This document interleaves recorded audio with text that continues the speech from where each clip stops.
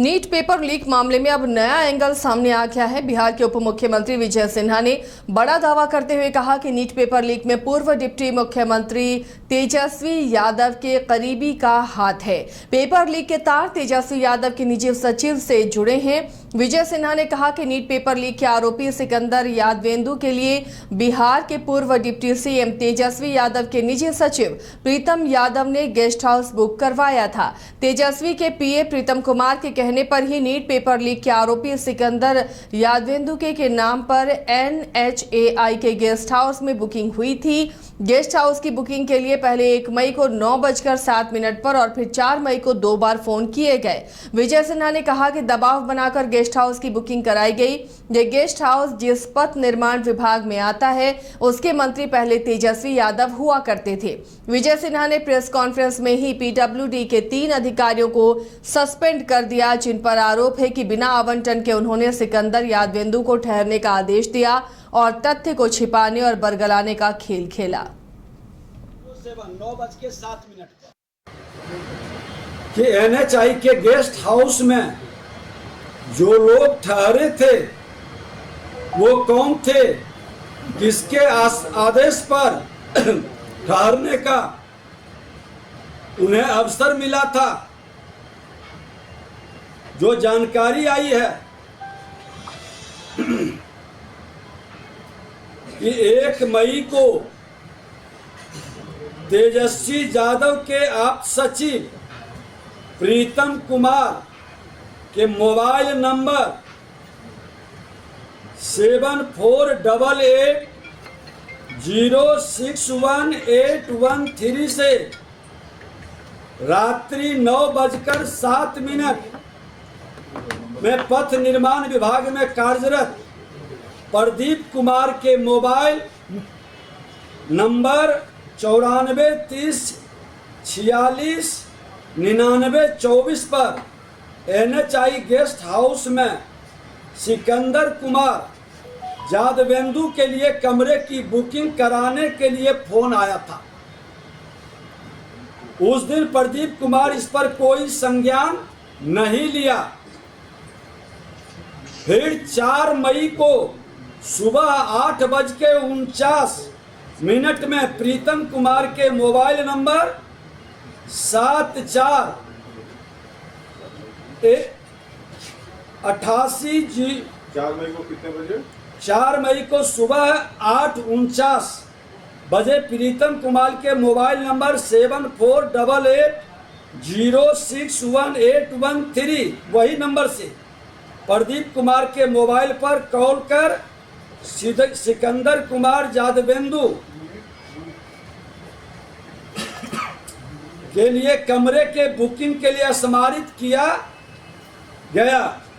इस बार पथ निर्माण विभाग में कार्यरत प्रदीप कुमार द्वारा NHI के गेस्ट हाउस में सिकंदर कुमार के नाम से बुकिंग के लिए पदस्थापित कनीय अभियंता को WhatsApp पर मैसेज भेज दिया।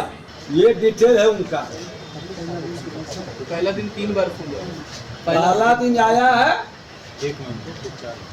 1 मई को 21:07 9:07 पर कॉल था, मैसेज नहीं कॉल किए हैं।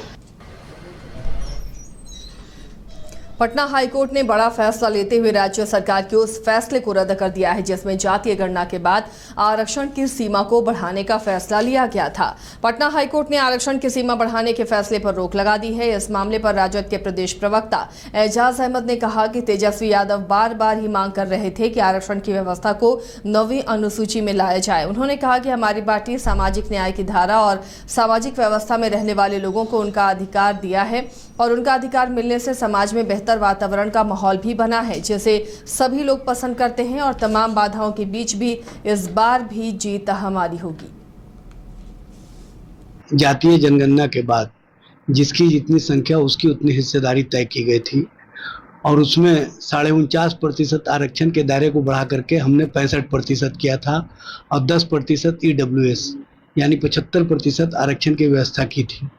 हम लोग बार बार मांग कर रहे थे केंद्र सरकार से भी, डबल इंजन सरकार से भी कि इस आरक्षण व्यवस्था को 9वीं अनुसूची के दायरे में लाया जाए ताकि इसको सुरक्षित किया जा सके। लेकिन जिस तरह की राजनीति कहीं ना कहीं जो लोग साजिश करने वाले हैं और जो लोग नहीं चाहते हैं कि गरीबों, शोषितों, वंचितों को आरक्षण का लाभ मिले, वो लोग कहीं ना कहीं इस मामले में पिछले दरवाजे से उसी तरह का काम किए जिस तरह से पहले जातीय जनगणना के मामले में पिछले दरवाजे जा करके कोर्ट के माध्यम से मामले को रुकवाने का काम किए थे। लेकिन अंततः जीत हमारी हुई थी जातीय जनगणना।